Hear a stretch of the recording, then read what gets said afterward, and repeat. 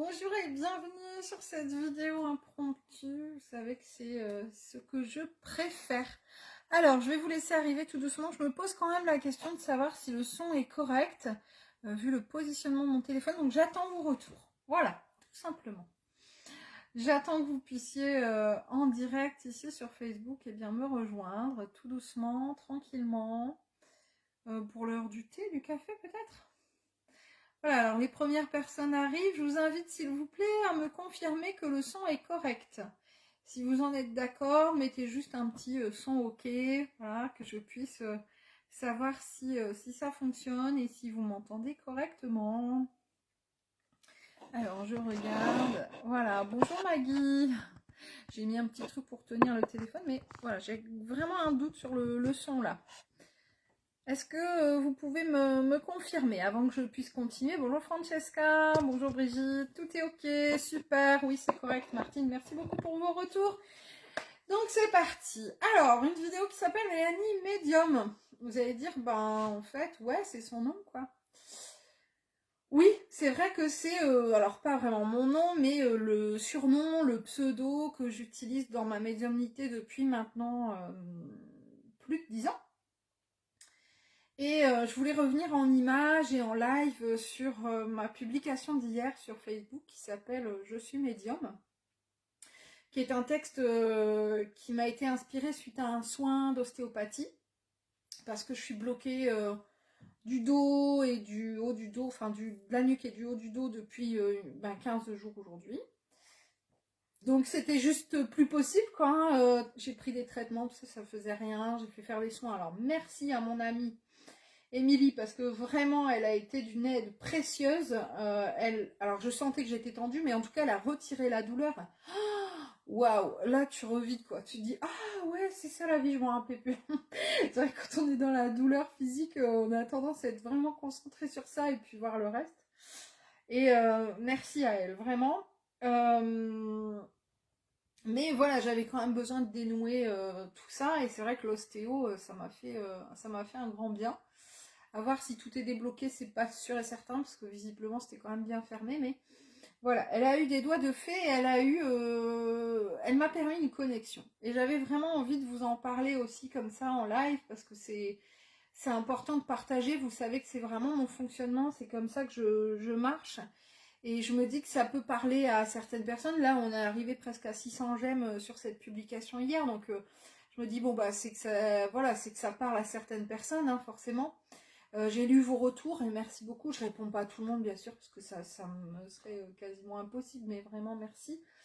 J'avais envie d'y revenir. Alors c'est vrai qu'un soin, quel qu'il soit, même des fois discuter avec quelqu'un, hein, ça peut être un soin, un ami ou autre, ça a toujours un effet. Alors parfois c'est flagrant comme hier, grandiose même, et puis parfois c'est plus subtil, et puis parfois aussi ça se fait ressentir seulement après.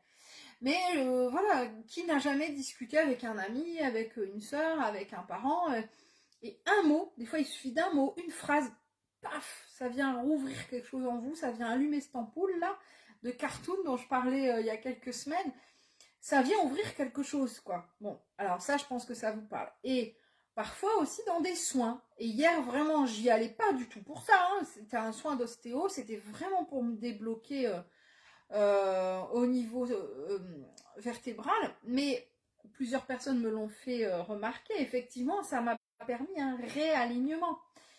Bon, voilà, ça c'est symbolique et imagé, mais c'est vraiment ça. Et alors, elle a commencé à me toucher la nuque. Alors déjà, elle a été très délicate, je la remercie. Je sais pas si un jour elle verra cette vidéo, mais voilà. Des fois, les ostéos, c'est crac, crac, crac. Et c'est bien aussi, mais bon, voilà, c'est plus costaud. Et là, toujours est-il qu'elle a été très délicate. Et ça fait du bien. Et tout de suite, en fait, hein, j'ai senti la connexion dès qu'elle a posé ses mains sur moi. J'ai senti, voilà, son fluide, le mien, j'en sais rien, le fluide d'en haut, je sais pas quoi, mais enfin, j'ai senti quelque chose. Et très très rapidement, dans les secondes qui ont suivi, elle m'a demandé rapidement de m'allonger, en fait, hein, pour après travailler sur le crâne. Elle a beaucoup travaillé sur mon crâne, sur la nuque et tout. Et sur le crâne, ce qui était très drôle d'ailleurs, c'est qu'elle me disait oh, « mais tout est fermé ». Et ça m'a vraiment donné cette image de, oui, effectivement. Alors, c'est pas que la connexion est fermée par rapport aux guides, etc. Parce que je continue les guidances et ça arrive direct, tout ça, j'arrive à canaliser. Mais je sens qu'il y a... le canal est moins ouvert, quoi. Il est... Alors, bon, parce que je me disais, je suis plus concentrée sur mes problèmes personnels. Et du coup, voilà, j'ai moins de concentration. Vous l'avez vu, de toute façon, hein, j'ai supprimé plein de prestations depuis ces derniers mois, là. Donc, parce que je me sentais plus en capacité de canaliser suffisamment, par exemple, des contacts défunts, ça demande beaucoup d'énergie, de faire des guidances plus approfondies, choses comme ça. Ou... Bon, alors il y avait de ça, puis après il y a aussi le fait que je me consacre beaucoup à d'autres projets, des nouveautés, tout ça, je peux pas tout vous dire, et puis à mes coachings. Mais il y avait aussi de ça, quoi, hein, ce côté. Donc c'est vrai que quand elle m'a dit, bah, waouh, tout est fermé, c'est dingue. Bon, moi ça m'a parlé. Mais voilà, très rapidement, en fait, quand elle m'a allongée, ça a été, je sais même pas vraiment peut-être le mettre en mots. Avant de faire cette vidéo, je me suis dit, est-ce que je vais réussir vraiment à mettre les mots? Même hier, je pense que j'ai pas réussi vraiment à le faire peut-être passer par l'écrit. Je me suis dit, bon bah allez, je vais compléter par l'oral. Je suis même pas sûre en fait que je vais réussir vraiment à compléter par l'oral. Mais enfin, j'ai envie quand même de le partager avec vous parce que je ne dois pas être la seule à vivre ça et je l'ai déjà vécu dans ma médiumnité, hein, dans mes 10 ans de médiumnité. C'est un peu ces allers-retours, quoi, hein, ces fatigues, alors que ce soit lié à la médiumnité ou à quelque chose qui est d'ordre plus personnel, peu importe, mais ces prises de recul, etc. Et là, hier, vraiment, quand elle m'a allongée, ça a été une évidence, quoi. Ça a été... je suis médium. Voilà. Je suis Mélanie médium. Alors, sans prétention aucune, et je vais y revenir, je suis une grande médium et je dois m'accepter telle que je suis. Alors ça, c'est pas quelque chose de simple pour moi parce que je suis quelqu'un de très humble. Et donc, chaque fois que j'entends t'es une grande médium, t'es Mélanie médium, t'es ceci, t'es cela, ouais, enfin, je suis comme tout le monde. Eh ben non, en fait, je suis pas comme tout le monde. Et ce matin, je suis allée chez le dentiste. Et bon, j'ai eu des soucis récemment avec, alors pas avec le dentiste en particulier, mais avec mes soins dentaires récemment. Et donc on essaye de comprendre le pourquoi du comment, mais bon, il me dit, c'est en 10 ans de carrière, ça m'est jamais arrivé, vraiment, il me dit, vous êtes hors norme. Et là, j'ai ri, mais j'ai ri. J'avais la bouche grande ouverte, mais alors j'ai ri. Je dis, mais si vous saviez, on me répète ça à longueur de temps que je suis hors norme. Déjà, voilà, dans mes vêtements, je suis hors norme. Dans mes soutiens-gorge, je suis hors norme sur tellement de choses, quoi. Mais tellement de fois, j'ai entendu des praticiens, des médecins, hein, mon médecin traitant, ma gynéco, m'a dit non, ça c'est pas possible. Bah, si je vous assure, c'est possible. Non, non, non, non. Si. Ah oui. Ah bah écoutez, je sais pas comment. Moi non plus. C'est comme ça.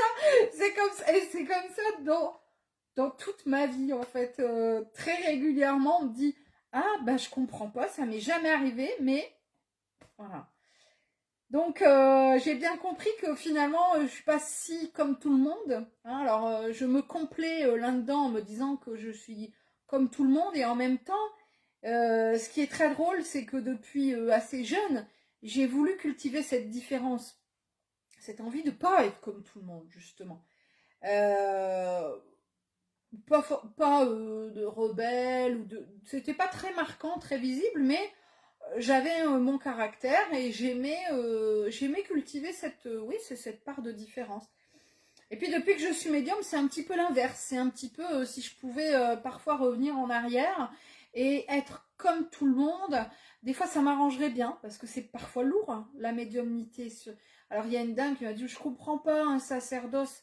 Ben ouais, des fois, je peux le vivre comme ça parce que moi, je suis pas médium de naissance. Enfin, si, on l'est tous, mais ça, c'est un autre débat. Mais enfin, je veux dire, j'ai découvert ma médiumnité, mais ça a été une claque dans la figure du jour au lendemain. Vraiment, hein. Il y a 10 ans et il y a 10 ans et demi, et du coup, c'est pas toujours simple. Et ça n'a pas non plus été simple dans mon entourage. Alors, de manière générale, si, mais j'ai quand même eu là récemment, ces 2 dernières années, des choses très blessantes voilà, qui font mal, qui rabaissent, où on se dit, mais oui, finalement, est-ce que c'est pas eux qui ont raison? Est-ce que c'est pas moi qui suis folle? Et on finit par y croire à cette folie qu'on veut vous accrocher comme une étiquette, parce que c'est tellement simple d'avoir une étiquette chacun. Alors, moi, j'ai décidé d'enlever cette étiquette-là, puis de coller celle de médium. Voilà, et elle est ancrée, elle est timbrée, elle est tout ce qu'on veut. Peut-être qu'un jour, je me la ferai ancrée, d'ailleurs, voilà, tatouée. Peut-être bien, tiens. Mais en attendant, voilà, ça a été un peu une reconnexion, comme je le disais hier, une reconnaissance et une reconnexion à mes capacités. Parce que prise dans le tourbillon de la vie quotidienne et des difficultés, parce que Dieu sait si j'en ai depuis 2 ans, je me consacre plus ni à moi ni à mon travail vraiment. Et quand je le fais, je suis honnête, hein, vous voyez, voilà, moi c'est ma façon d'être. Hein. Après on suit pas, mais c'est vrai que mon travail était mon refuge en fait. Pendant 2 ans, c'était mes seules bulles d'oxygène. Et tout le reste du temps, quasi, hein, alors pas tout, mais enfin, au moins la moitié du reste du temps, n'était que difficulté à gérer. Donc, et à un moment donné, bah, tu te dis, bah, c'est bien, mais je suis pas au top de mes performances, quoi. Je bosse parce qu'il faut bosser, parce qu'il faut manger, parce que... Et très clairement, hein, je veux dire, à une période, et encore aujourd'hui, de toute façon, si je travaillais pas, en fait, bah, l'huissier venait chez moi, quoi. On ne pouvait pas manger, je suis les seules ressources financières de la famille, donc... à un moment donné aussi, tu bosses en automatisme, quoi. Tu bosses parce qu'il faut bosser. Alors, j'aime mon travail. Comme je vous dis, c'était une bulle d'oxygène pour moi. Ça l'est toujours. Je pense que ça le sera toute ma vie. Je suis une passionnée. Et à partir du moment où je ne serai plus passionnée, quand je ne le suis plus, quel que soit le domaine de ma vie, je m'arrête. Donc, par exemple, je vais lire un bouquin, je n'aime pas, je ne vais pas lire. Je vais entamer une relation avec quelqu'un, que ce soit amicale, professionnelle, sentimentale, ça ne colle pas, ça, je ne suis pas passionnée, je vais arrêter. Je vais prendre de la distance. Je dois acheter une maison, c'est par passion, c'est pas parce que c'est pratique et que c'est à côté du boulot ou de l'école des enfants. Donc, je suis comme ça. Et là, mais là, voilà, j'ai fait mon travail par passion parce que j'aime ce que je fais, mais aussi, bah, enfin, comme tout le monde, j'ai envie de vous dire, hein, aussi parce qu'il fallait manger. Et à un moment donné, moi, ça me nourrit plus, justement. Ça me nourrit plus de me nourrir par le boulot. Et je pense que ça s'est ressenti. Et du coup, moi, ça a été l'effet inverse. Je n'avais plus envie de faire certaines séances parce que je me sentais plus capable, je me sentais fatiguée. Et du coup, j'ai perdu encore plus d'argent. Enfin, ça a été un cercle vicieux. Et en même temps, je ne peux pas mentir. Donc, voilà, je préfère faire très peu de séances, mais les faire bien.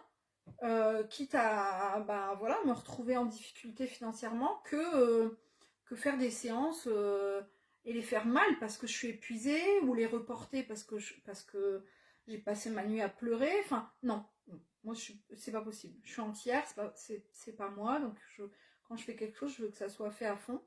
Peut-être que je suis trop exigeante avec moi, c'est possible. Enfin, toujours est-il que voilà, je vis une période comme ça un peu off, un peu down depuis quelques temps. Et c'était important aussi pour moi d'en parler parce que cette reconnexion hier, et puis cette période un peu plus difficile, bah, plein de thérapeutes la vivent.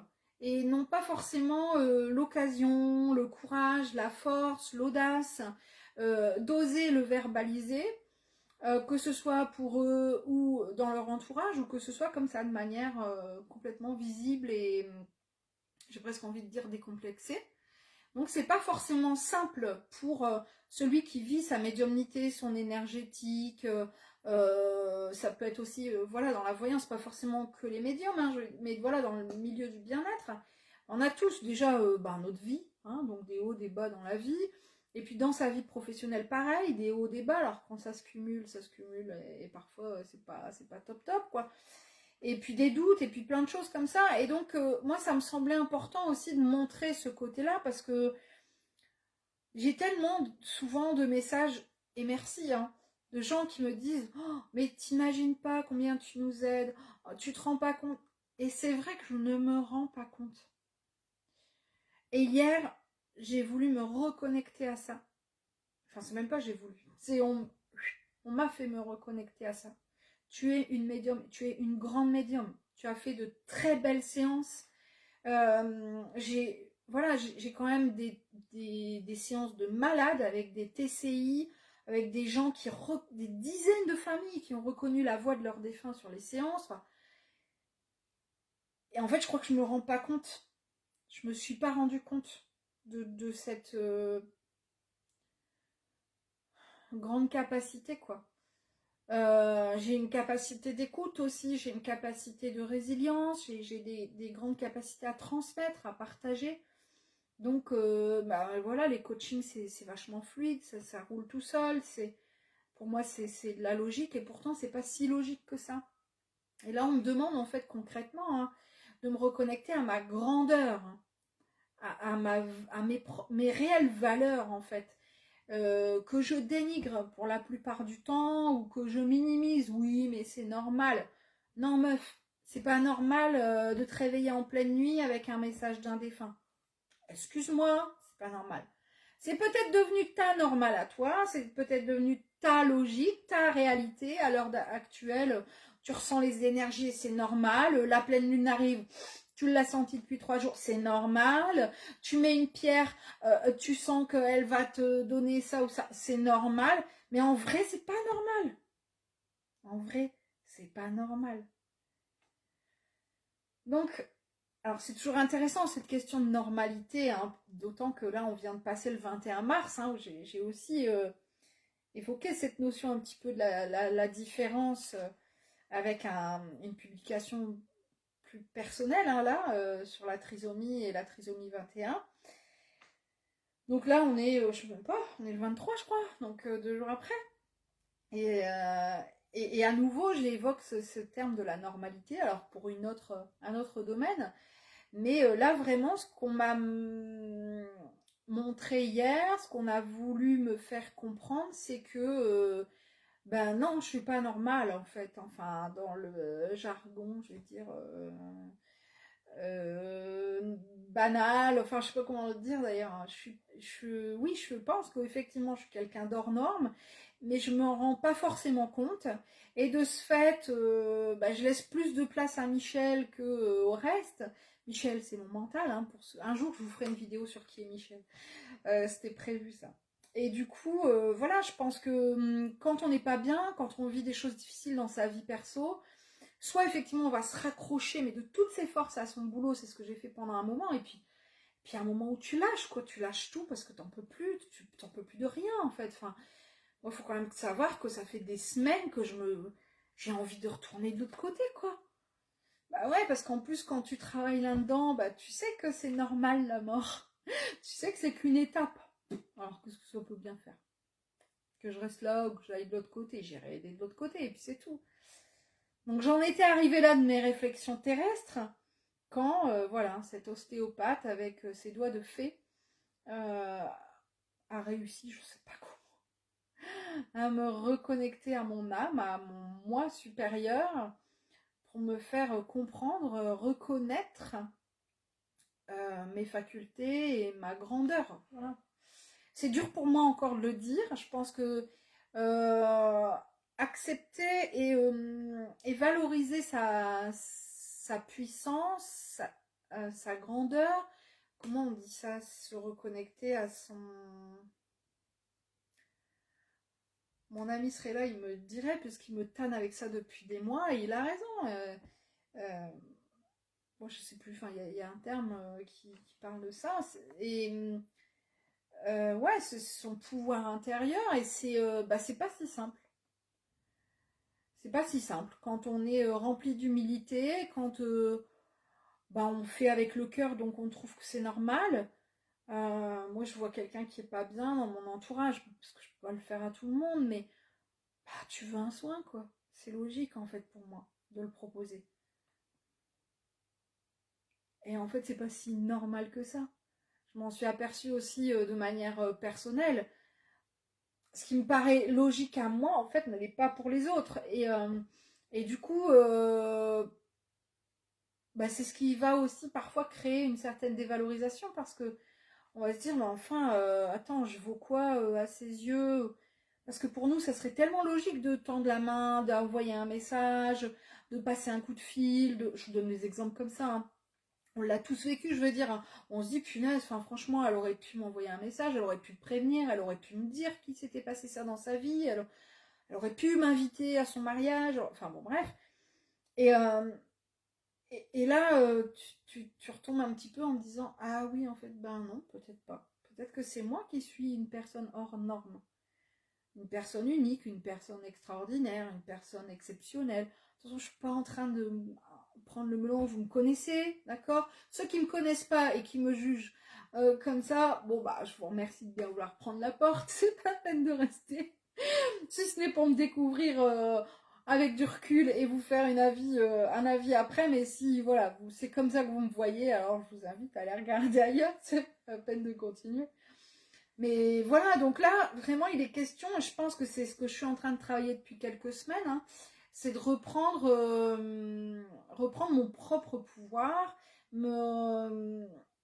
l'accepter, l'appréhender, le regarder en face, en fait. Hein. Parce que ça fait peur. Alors, c'est intéressant aussi, c'est que j'ai travaillé ça en coaching dans un des derniers coachings que j'ai créé qui s'appelle Visibilité et mise en lumière. Vous voyez comme quoi le cordonnier n'est pas forcément le mieux chaussé. Et une des dernières vidéos, c'était autour de ça, c'était sur cette notion de mais est-ce que j'en ai pas peur finalement de cette grandeur? Est-ce que c'est qu'est-ce qui se passerait pour moi si je réussissais, si vraiment j'atteignais des sommets, etc.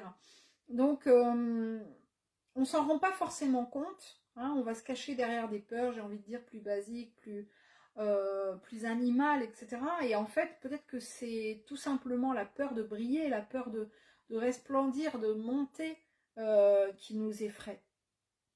La peur de qui on est vraiment.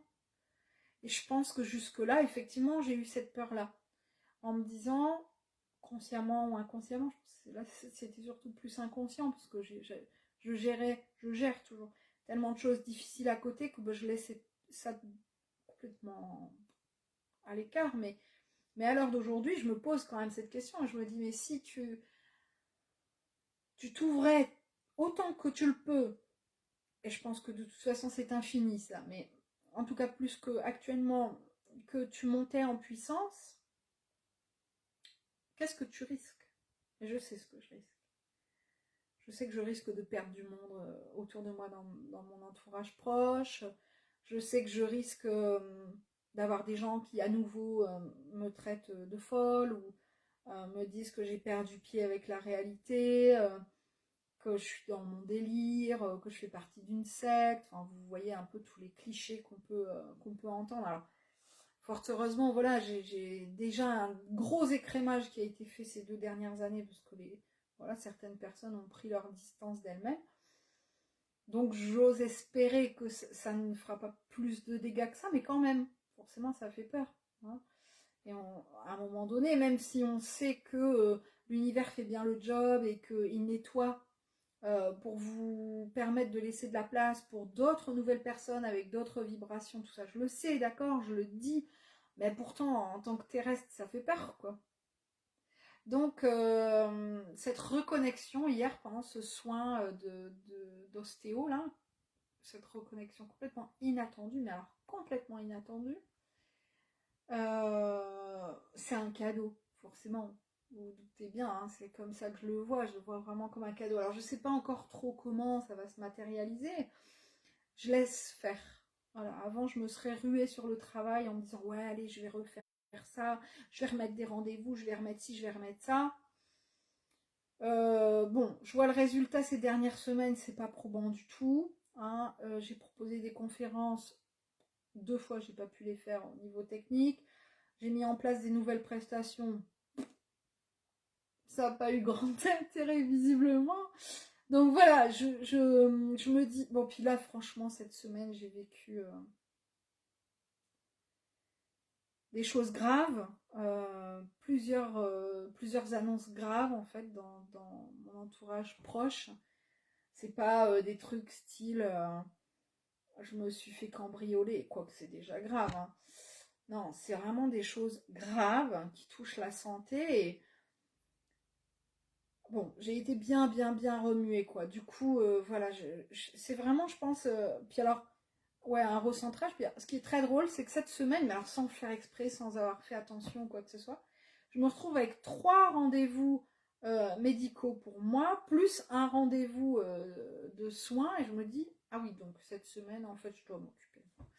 Donc au lieu de me jeter à corps perdu dans le travail et vous reproposer des trucs, parce que d'un seul coup, je me suis reconnectée, hein, j'accueille doucement, tranquillement. Je savais déjà, mais là je le sais encore plus, que j'allais reproposer de la médiumnité, que je vais proposer des choses un peu plus en lien, alors avec vos attentes, mais aussi avec mes capacités, parce qu'à un moment donné, je pense que je les ai tellement amoindris que les pauvres, hein, là-haut, ils doivent pester.